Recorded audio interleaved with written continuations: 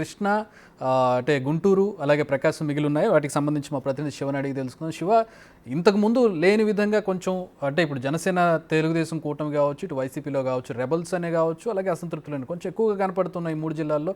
ఏంటి ఈక్వేషన్స్ ఏంటి, ఎట్లా ఉండబోతున్నాయి? ప్రధానంగా మైలవరం కావచ్చు, అటు మనం చూసినట్లయితే గురజాల కావచ్చు, ఇతర విజయవాడలో ఉన్నటువంటి స్థానిక కాన్స్టిట్యున్సీస్ కావచ్చు. చెప్పి మొత్తం మీద చూసుకుంటే గుంటూరు, కృష్ణా, ప్రకాశం ఆంధ్రప్రదేశ్ రాజకీయాలకు సంబంధించి ఈ మూడు జిల్లాలు గుండెకాయ లాంటి నియోజకవర్గాలు. ఆంధ్రప్రదేశ్లో గెలుపు ఓటములు ప్రభావితం చేసేది ఈ మూడు జిల్లాలే.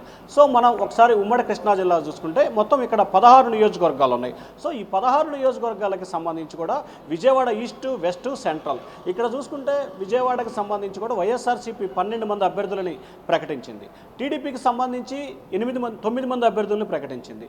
జనసేనకు సంబంధించి ఒక్కటి కూడా ప్రకటించలేదు.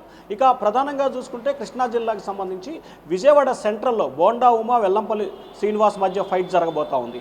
ఆల్రెడీ వారిద్దరు కన్ఫర్మ్ అయింది. అయితే ఇక్కడ మల్లాది విష్ణు వెల్లంపల్లికి సహకరిస్తాడా లేదా అనే ఉత్కంఠ మాత్రం అనునిత్యం కొనసాగుతూ ఉంది. కానీ ఒకవైపు ఇద్దరు కలిసి ఉన్నట్టు నటిస్తూనే ఎక్కడా కూడా ఒకరిపై ఒకరు కత్తులు దూసుకుంటున్న పరిస్థితి కనిపిస్తూ ఉంది.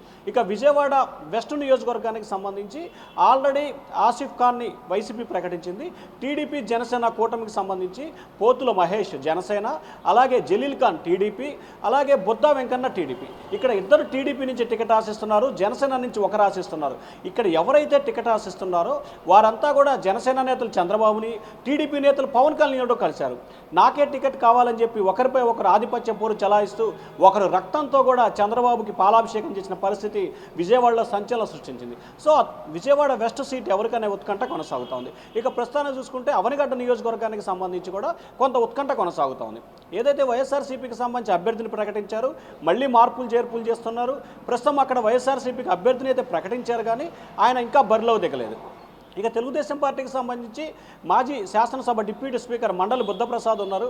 ఆయనకు సంబంధించి కూడా ఇంతవరకు మొదటి జాబితాలో టికెట్ రాలేదు. ఆయనకి టికెట్ వస్తుందా లేదా, లేకపోతే జనసేన కోటలో వెళ్తుందా అనే ఉత్కంఠ కొనసాగుతుంది.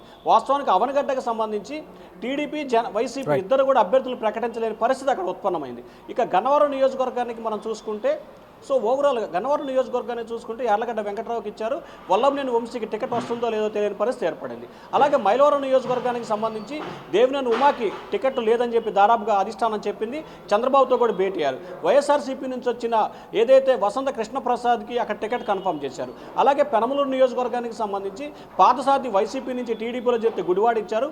అక్కడ టీడీపీ ఇన్ఛార్జిగా ఉన్న బోడే ప్రసాద్కి టికెట్ వచ్చే పరిస్థితి ఉందో లేదో కూడా తెలియని పరిస్థితి కనిపిస్తూ ఉంది. దేవినేని ఉమాని పెనమలూరు వెళ్ళమని చెప్పి కూడా చెప్పిన పరిస్థితి కనిపిస్తుంది. ఇక కృష్ణా జిల్లాకు సంబంధించి మనం ప్రధానంగా గుంటూరు జిల్లాకు సంబంధించి చూసుకుంటే 17 నియోజకవర్గాలకు సంబంధించి టీడీపీ 12 నియోజకవర్గాలను ప్రకటించింది. వైఎస్ఆర్సీపీ 10 నియోజకవర్గాలకు సంబంధించి ప్రకటన చేసింది. ఇక్కడ ప్రధానంగా ఒక తెనాలి నియోజకవర్గానికి సంబంధించి గురజాల నియోజకవర్గం, పెదకొరపాడు, నరసరావుపేట ఈ 4 నియోజకవర్గాలకు సంబంధించి 2 పార్టీల్లో కూడా కొంత విభేదాలు, ఉద్రిక్తత వాతావరణాలు అనేక అంశాలు చోటు చేసుకున్నాయి. టీడీపీకి సంబంధించి వైసీపీలో రావడం, వైసీపీ వాళ్ళు టీడీపీలోకి వెళ్తున్న పరిస్థితి అయితే ఇక్కడ కొనసాగుతుంది. సో ఓవరాల్గా చూసుకుంటే అమరావతికి సంబంధించి కూడా అనేకమైన విభేదాలు, అనేకమైన ఆందోళనలు అయితే కొనసాగుతూ ఉన్నాయి. Chakri. All right, thanks for the updates Surender.